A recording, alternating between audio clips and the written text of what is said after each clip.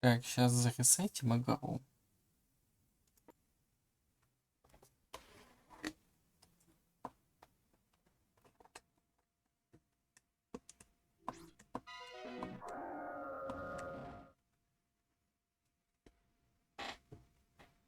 Так, думаю, об этом можно написать непосредственно самой Энни в личку.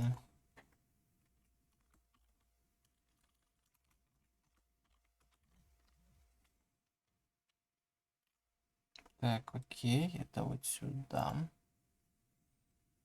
Битрейтик вроде бы идет. Стримчик поточек идет. Сюда, сюда.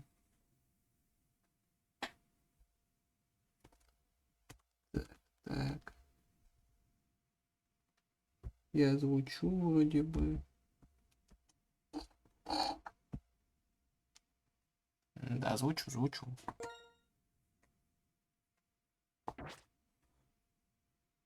И снова здравствуй.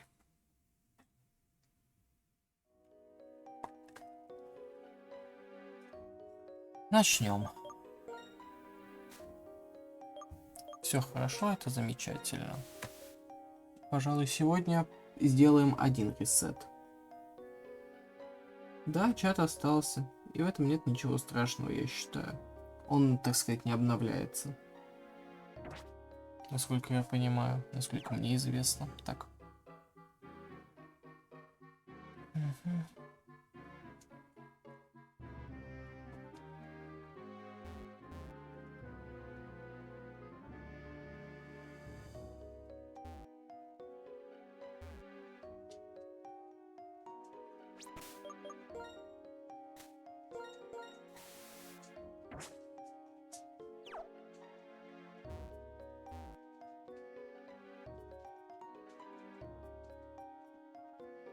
Так, для развлечения можно врубить видос. И какой же видос я врублю, спросите вы? Посмотрим на моей истории просмотра. Так, ага.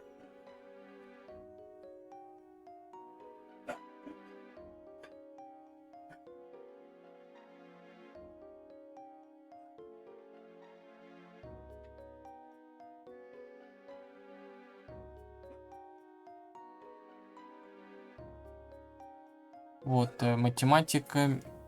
Так, опять же. Тот же самый чувачок, которого мы смотрели вчера.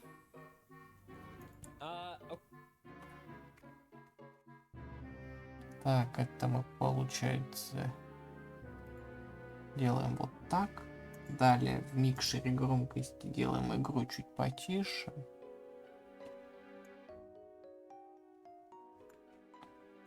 И размещение. Сейчас, секунду, поменьше эту челика и сделаем. Вот, нормально.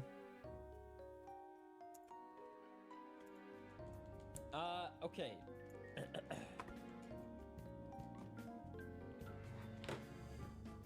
No way! No way! What you just watched is a clip of a Pokemon challenge called Paizo Ironmon. Basically, all you need to know is that the game is really randomized, so whatever comes up on the starter table is completely random. So what are the odds that all 3 legendary birds showed up on the table? Is it 1 over all the options cubed? Or is it more complex than that? Wait, furthermore, what's the unluckiest moment in Pokemon gameplay history? Is it the Cybertron Will-O-Wisp misses, or О, a нет. bad critical hit in a speedrun? What about the luckiest moment? In this video, I'm going to show you the most unbelievable clips that you have never seen. And along the way, we're going to learn a little bit about the math behind them, and who knows, you might just walk away with a little bit of knowledge about probability theory. Scary, I know. I have uncovered some of the most unreal clips in not just Pokemon history, but like all of speedrunning history too. Buckle up, kids. You're about to hear people say, "No way!" a lot, and probably a fair few expletives. Here we go!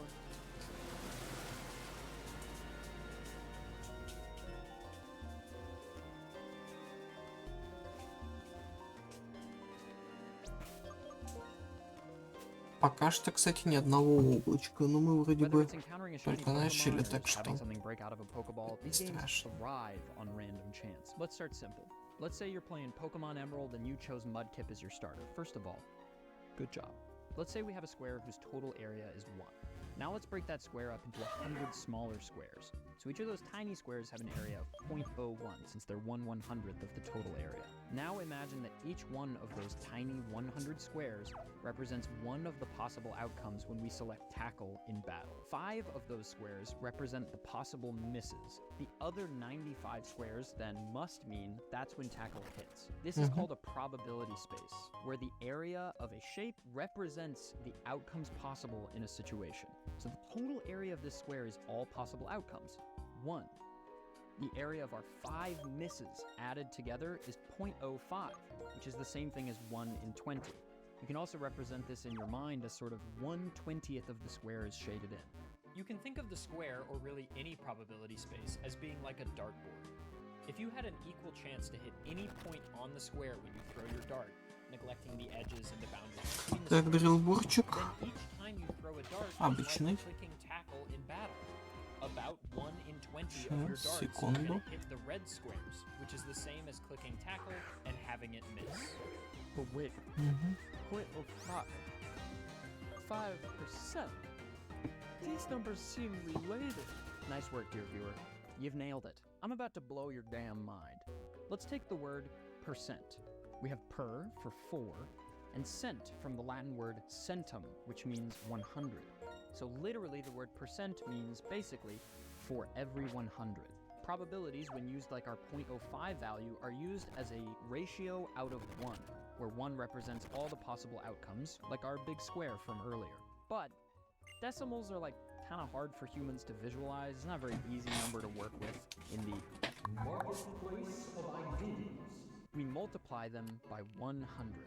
This is the same thing as just moving the decimal 2 places to the right. That's going to be our little cheat code for converting probabilities to percentages. Oftentimes, the most useful way to use probabilities is to find out the odds. Почему покемоны нападают как таковые? Ну не знаю, возможно, потому что ты типа приперся к ним домой. The way to calculate your new probability is to multiply the odds of each individual event together. Вообще мы как бы не особо думаем. Ой, блядство, пизда, братья. Так, мы не думаем о том, едят ли покемоны в теории людей. Потому что это было бы страшно, очень страшно. How can it be more likely to miss twice in a row than to miss once in a row? So, if we want to do math on multiple subsequent events happening, we have to either use the ratio or the probability. Let's use the ratio. 1 in 20 times 1 in 20, or 1 in 20 squared. That square distributes in to both numbers in a fraction. 1 squared is 1, and 20 squared is 400. That means our new odds are 1 in 400. If we make a new big square with 400 tiny squares, we only shade in one of them for the likelihood that we miss both tackles in a row. All the other squares represent other different outcomes. We have, for example, the outcomes where we miss the first tackle but hit the second one. That's a few more. Then we have hitting the first tackle but missing the second one. That's a few more.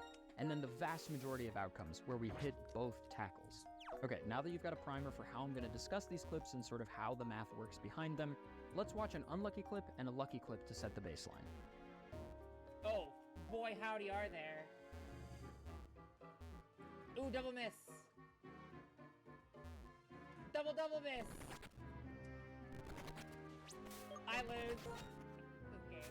Corvame is a speedrunner who primarily enjoys speedrunning the 3DS Pokemon titles. She says they are good and or fun. I don't know, I don't really get it either. She's doing an окей, еще дрилбурчик. just means instead of using the thing in the meta that's the fastest, you use a different Pokemon just to sort of switch it up and add a fun, new, interesting route. So in this clip, Maze Drifloon misses Thunder, and then Walrein misses Blizzard, and then Drifloon misses Thunder again, and then Walrein misses Blizzard again, and then Drifloon misses Thunder again, and then Walrein hits Blizzard and May loses. Isn't that wonderful? An easy way to find out how likely something is to not happen is to do 1 minus the odds of it happening. This works the other way too. Okay, so the moves are all 70% to hit, which is the same thing as 70 over 100. which we can simplify because Ну, fraction еще вот так simplifies. If we стоунчик. divide both of those numbers by 10, we get 7 in 10. Those are our odds that the moves hit. Now, 1 minus 7 in 10, 3 in 10. Those are the odds that any one of these moves can miss, and we have 5 in a row. So remember from the previous section of this video that all we gotta do is multiply 3 in 10 by itself 5 times. And then at the end, of course, we gotta tack on the fact that the wall rain hit Blizzard at the end, which is 70%. This comes out to be about 17 in 10,000, 0.0017. This clip is weird because it's sort of unlucky, but also sort of lucky. I mean, it ends unlucky, but in the grand scheme of things, it was kind of nebulously both.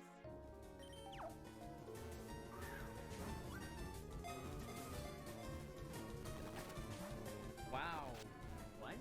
Wait, I don't understand. The runner Mockwing just had a Caterpie break out of a Pokeball. How unlikely is that? I have Pokemon break out of Pokeballs all the time. Well, dear viewer, while you go on living Еще your один little lives, бурчик. going about your day, doing your chores, just sort of typing away on those little keyboards, clicking away on your big old mice. Horrible problems for Pokemon speedrunners are solved every day by a terrifying website that looks like it was designed in the 90s. Introducing the Pokemon Catch Rate Calculator. So Mockwing is doing a Pokemon Fire Red Elite Four Round 2 speedrun. Basically, they have to capture a bunch of Pokemon in the run to be able to refight the Elite Four at the end of the speedrun. Early game catches are great for this run since they're so likely. In fact, it's usually considered that really early game Pokemon like Pidgey or Caterpie have essentially a 100% catch rate, especially at lower HP values. So what does the almighty catch rate calculator say about this particular breakout? Well, the Caterpie is level 3, we're throwing a Pokeball, and we can estimate its health to be about 25%. The actual HP value might be lower than this, but this is close enough. 99.994% to catch per ball, 0.006% chance for it to break out. That's about 1 in 17,000, just on catching a Caterpie. You know, when I set out to research this video, I went into a bunch of communities and I specifically asked them, did anybody have any super unlucky or lucky clips? And something really, really interesting happened. Almost nobody sent me clips of good things happening to them.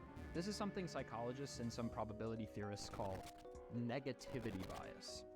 Here's my friend Average Trey to explain. People are just hella lucky. Третий Waterstone. We have a pretty Жесть, powerful капец. tendency to more distinctly remember negative events than positive ones. I think this is why it's easier to doom scroll on Twitter for 4 hours and feel terrible than it is to just text your friend and tell them that you love them. It's also why 24-hour news cycles and journalists are constantly harping on you with stories about, like, there's been a murder in your neighborhood. And they're not doing stories like, local man is happy. The first one garners a lot more clicks, gets a lot more butts in seats, and pays a lot more in advertising dollars. I just think it's important to recognize that we oftentimes highlight the really crazy unlucky things that happen to us rather than the myriad of crazy lucky things that happen to us every day. I think if we all just serve to change our perspectives just a little bit, we could all be like a tiny bit happier and maybe also stop the terrible 24-hour news cycle from ruining our parents' generation. Anyway, here's some more bad stuff. Okay, thank you. Maybe good there.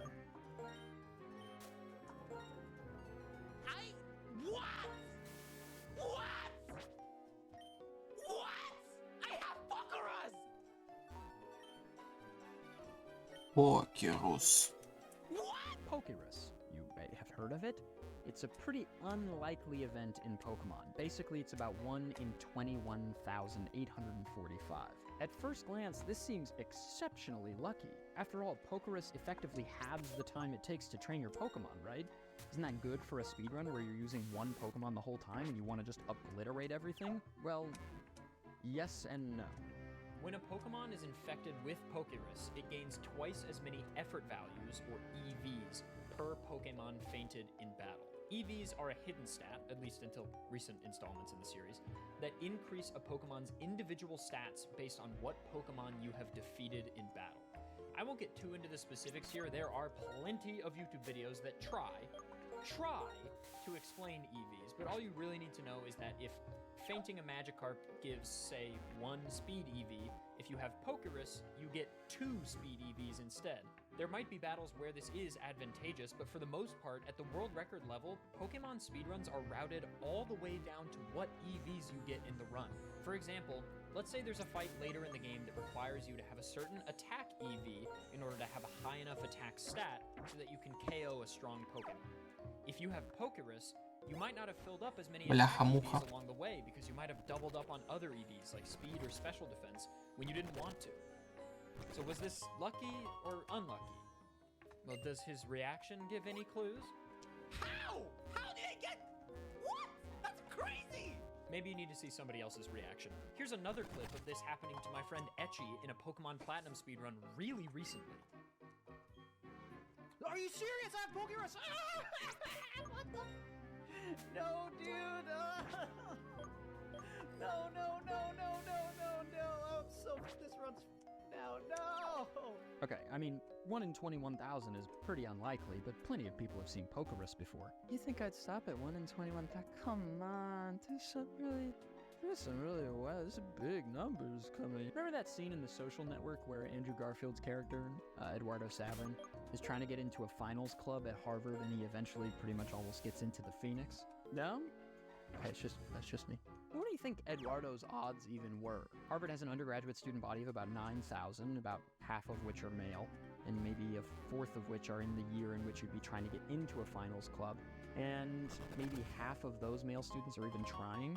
So that leaves us with about 560 students. Even if the Phoenix only took 1 student every year, which is ridiculous, that would mean that your odds of getting in are about 1 in 560. Those odds are nothing. We just saw a man with long hair and a beard scream about 1 in 21,000.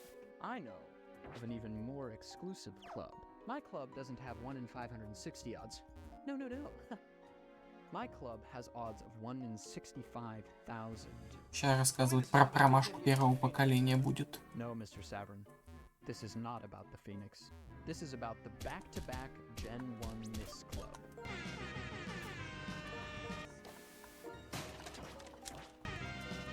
In these games, a move's accuracy is stored in memory as a 1-byte integer, so it has possible values of 0 to 255. 1 byte is made up of 8 binary bits. That means base 2 counting. When a move is selected, either by the player or by enemy AI, a random number generator is called to generate a random number. This RNG call is also to a 1-byte integer, so it also has a possible range of values 0 to 255. This is all well and good, but the problem is the function that compares these two. A move in Generation 1 misses if the RNG integer is greater than or equal to the accuracy number. Because the code reads greater than or equal to, if the RNG byte ever rolls the maximum of 255, the function compares the two, finds them equal, and returns that the move should miss. To put it plainly, moves that are intended to never miss under normal circumstances always have a 1 in 256 chance to miss. We're talking about 2 Gen 1 misses in a row, which is 1 in 256 and 1 in 256, 1 in 65,536. Now, we're talking. Let's watch some clips of this happening to way too many people. Wow, I got the 4th turn thrash and then I Gen 1 missed it. I did it twice! No. Are you actually serious right now? I got turn 1 bot. It needs to be long, ideally. I just Gen 1 mid. I just double Gen 1 missed clear! And perhaps my favorite member of the club, a wild Moltres. I mean, I could go for Peck, and if it criticaled, it would get there. Wait. Did it just Gen 1 miss a Peck on me? You see that guy in the last clip? That's Shenanigans underscore. Shen for short. That is not the last we are going to see from him.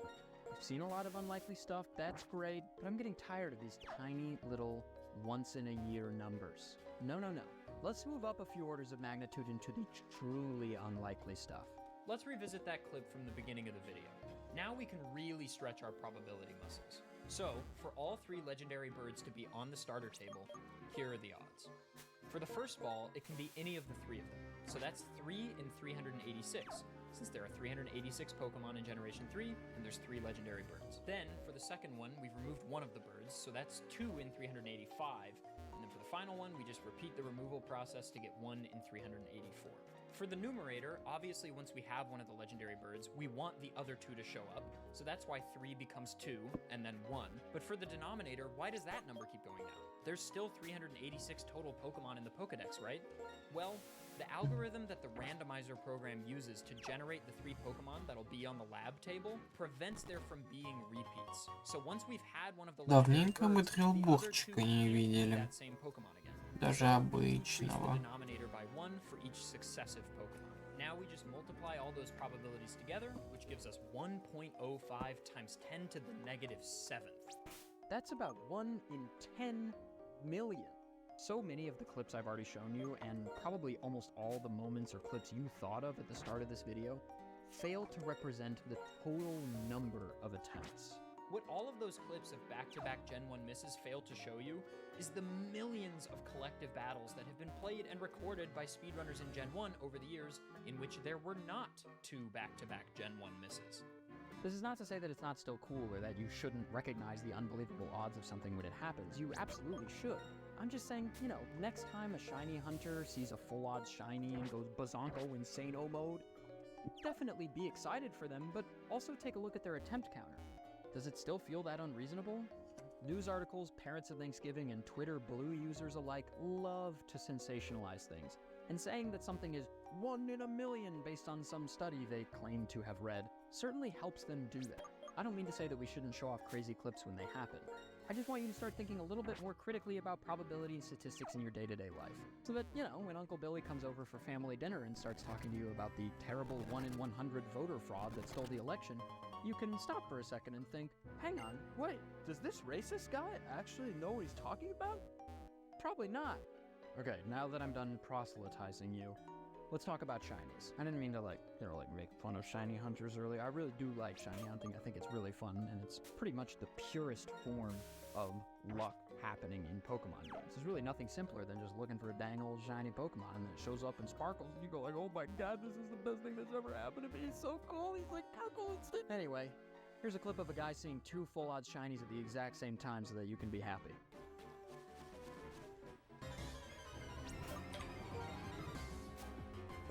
Are you serious? Wait, what the Holy sh! I've never seen that before! Oh my god! What the just happened? Holy 2 shinies on stream, no way. Повезло мужику. 1 на 50 миллионов. Which are video games,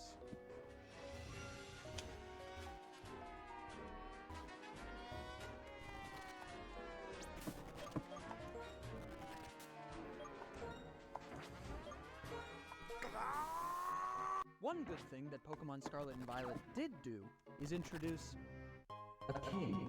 Now, putting aside that this is the absolute best Pokemon ever to exist, Dunsparce has a chance to be 2 segments or 3 segments long. Additionally, starting in Gen 8, there are something called marks. Basically, there's a fun little chance that your Pokemon has cool little stickers. The gamer you're about to see evolves a shiny Dunsparce into a shiny 3-segment Dunsparce, and it has the coveted rare mark.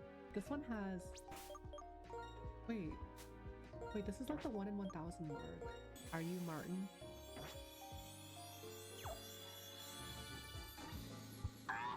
Wait.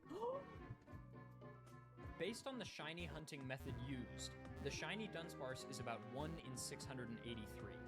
The 3-segment Dunsparce evolution is 1 in 100, and then the rare mark is 1 in 1,000. Multiplying those together gives us a grand total of about 1 in 68 million.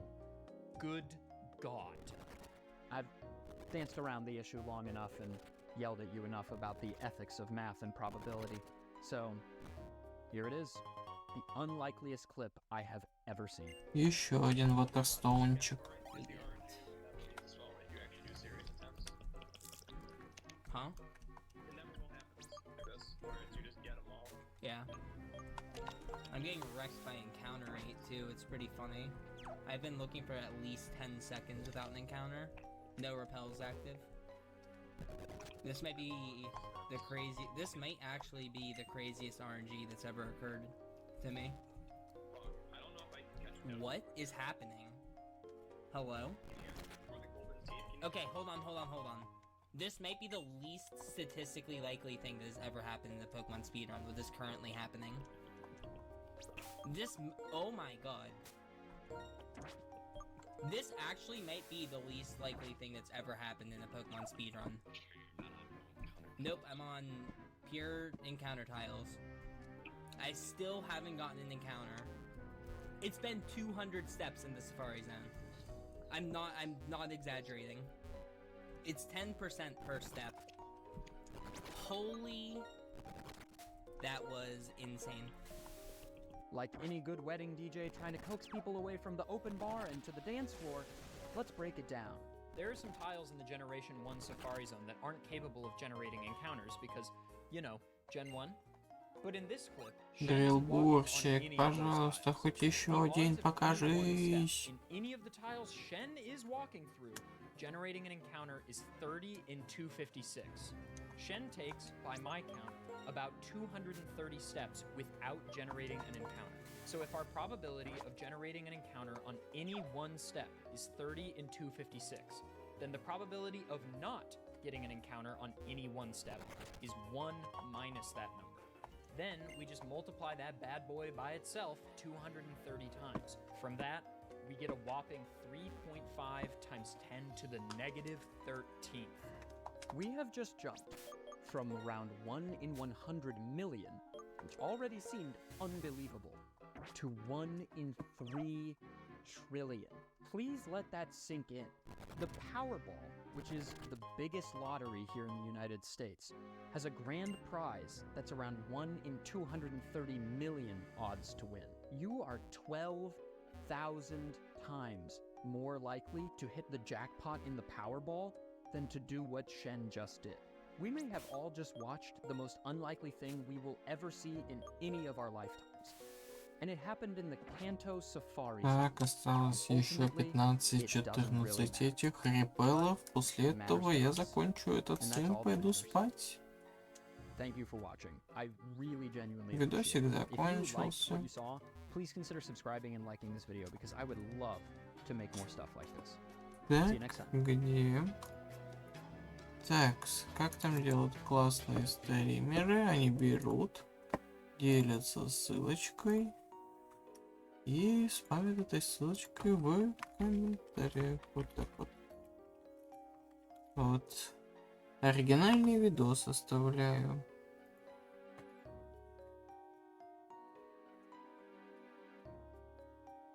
Так, что-нибудь покороче взять бы, чтобы...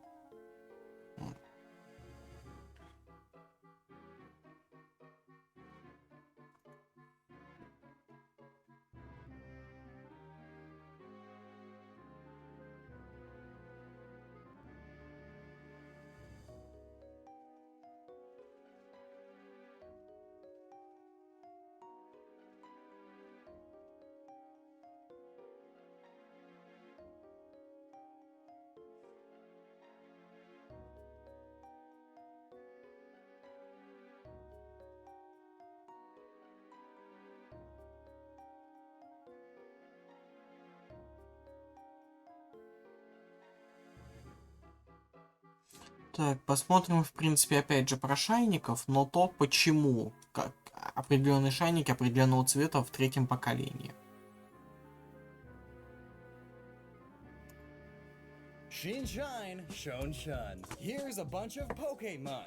Today we're going over why every Generation 3 shiny Pokemon is the color that it is. Whether that connection was intentional or not is unknown currently, as we still have no concrete evidence that there was or was not a rule set for shiny Pokemon. Video about all that up here. Now let's get started. Hello, hello! Today's video is sponsored by the Cove Commuter 2. You know who has 2 ears? Most human beings. Ничего страшного, спокойной ночи, я тоже скоро заканчиваю стрим и буду спать. Ура, ура! Split in 2. So you can put them as far or as near to you as you want and have stereo music a-playing. They're super nice and get super loud if that's your thing. Секунду, тут у нас реклама, извините. The Trico line is a gecko turned Dilophosaurus with plant parts, explaining the green color well. The shiny then is more blue, which is more like the crested gecko, which may be where geckos' head lumps come from. Blaziken and Combuskin just brighten, not much else to do. But Torchic's shiny color makes it more accurate to real chicks. Mudkip's line all turned pink. Notably, this is the real color of axolotls, though significantly more saturated. Pooch and Mightyena turn brown and yellow, now matching the brown hyena. Zigzagoon and Lanoon turn orange, like leucistic raccoons, or just like orange polecats. Wurmple is purple now, just like some real caterpillars and worms, both ones that turn into moths and ones that turn into butterflies. So it works great. Silcoon and Beautyfly get more golden and soft looking, and golden silk is a thing, made by golden silkworms. And while not common, there are butterflies of this same color combo too. Cascoon turns green, and Dustox goes from green to brown. Perhaps it's fall colors? Well, it's more accurate to most moths now anyway. Same with Cascoon. Green cocoons are super common. The Lotad line finds its green turning into this blue color, just like the Trico line. Well, there are blue water lilies, but not the pads.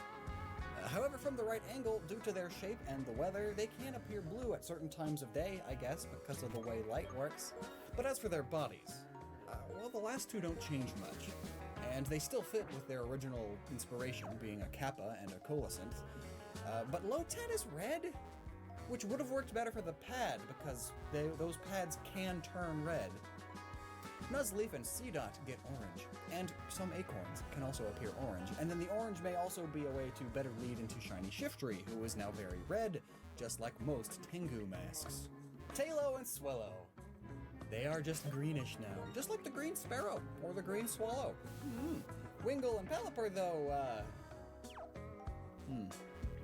blue to green. Notably, seagulls and pelicans don't have either. The best I got for this is that you add green to blue to make an aquamarine color, you know, the color of the ocean where they live. So, like, green is the closest color that's different enough to be, like, a noteworthy shiny, but it's still similar to their concept being ocean living birds. And then the Ralts line does the exact opposite, green to blue. Well, its whole line is very generic, being a child, young, and then adult form. And they all relate to dance and various psychic abilities. Dancers can be any color, and one theory says that Gardevoir is an Onasangwa Ninyu, which can be whatever color. So I guess there's no reason behind their shiny, as there is no reason for their main color being green either. Shiny Gardevoir may go pink just to be more feminine, and its Mega may go black just to be the opposite of its main color otherwise. They made a big deal about Mega Shiny Gardevoir in the TCG and anime, so I'm sure they just wanted to make it look good and distinct. A big black dress, like what you would find at a funeral, to counteract the normal bride's dress that it has normally. Surskit just gets darker, but Masquerain goes green. Well, Masquerain is like a combination of several different bugs. It has elements of damselflies, lanternflies, water skitters, moths, and more, and this yellow-greenish color is the color associated with the bug type as a whole, so it could be that. Also, many of the species that it does pull from have versions that are those colors. Shroomish and Breloom just turn orange, and there are all kinds of orange mushrooms. Slacking and Vigoroth get more natural colors, like a yellow baboon, but Slackoth is pink now.